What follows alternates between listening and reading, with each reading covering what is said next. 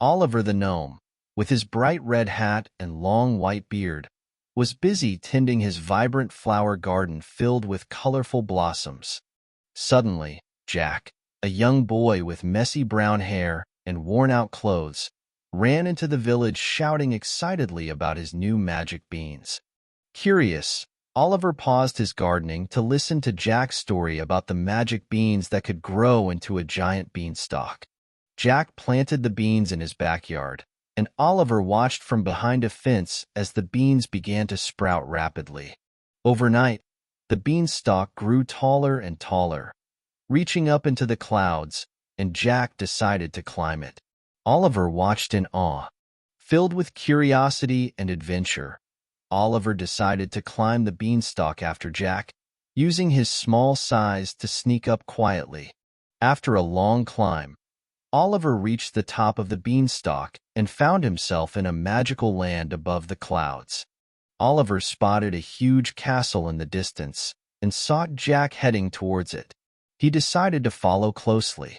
The doors of the castle were enormous.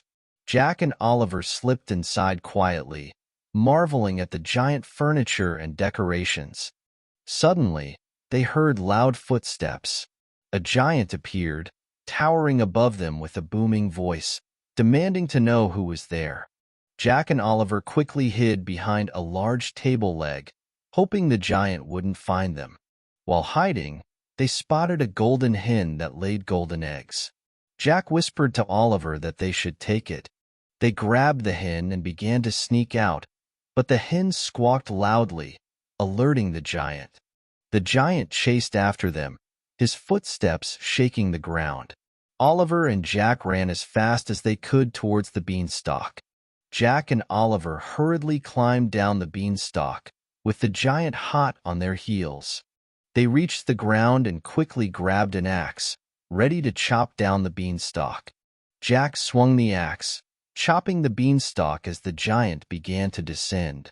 Oliver helped by pushing with all his might. The beanstalk began to fall, and with a loud crash, it brought the giant down with it, who then disappeared in a puff of magic. With the giant gone, Jack and Oliver celebrated their victory. They cheered and hugged, grateful for their adventure and newfound friendship. Oliver returned to his garden, feeling proud and happy. Jack promised to visit him often, and they remained the best of friends.